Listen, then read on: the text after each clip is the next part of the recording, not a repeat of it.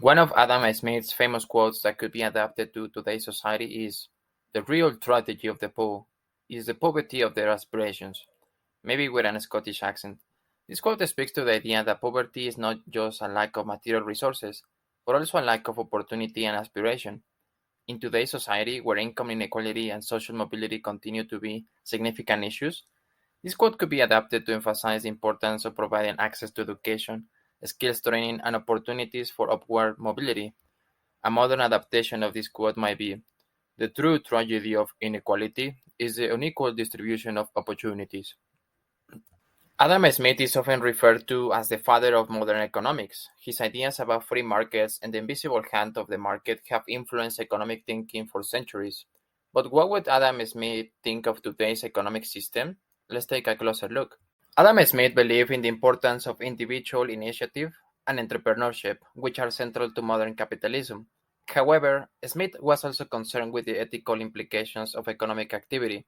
Economic decisions can have wide-ranging impacts on individuals, communities, and the environment, and it is important to consider the ethical implications of these decisions. One key ethical implication of economic activity is income inequality. Economic growth can create wealth and increase overall standards of living, but it can also exacerbate income inequality if the benefits of growth are not shared fairly. Another ethical implication of economic activity is environmental degradation. Economic activity can have significant negative impacts on the environment, such as pollution, deforestation, and climate change. Economic activity can also have ethical implications related to labor rights and social justice. Economic activity can result in the exploitation of workers, particularly in industries where workers are paid low wages or lack job security. Today's economic system has certainly evolved since Adam Smith's time, with new technologies, globalization, and increased complexity.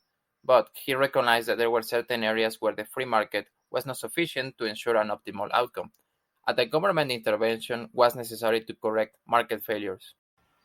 One area where government intervention is often necessary is in the provision of public goods. These are goods or services that are non-excludable and non-rivalrous, meaning that everyone can use them and their use by one person does not reduce their ability to others. Examples of public goods include national defense, public parks, and street lighting. Another area where government intervention might be necessary is in the regulation of natural monopolies.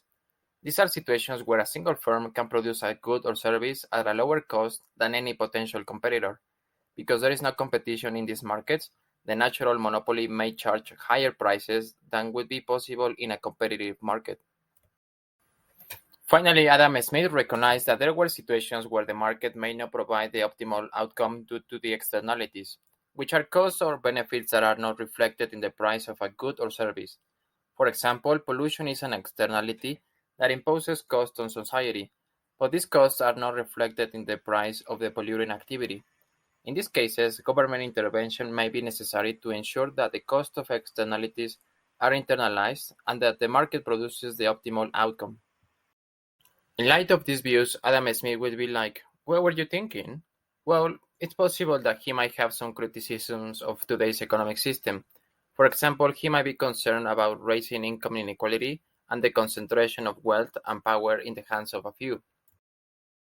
He may also be critical of certain forms of corporate behavior, such as those that prioritize short-term profits over long-term sustainability or social responsibility.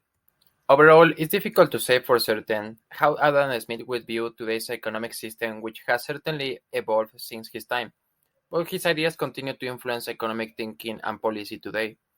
However, it's likely that he would appreciate some aspects of modern capitalism while also identifying areas where improvements could be made to promote the common good.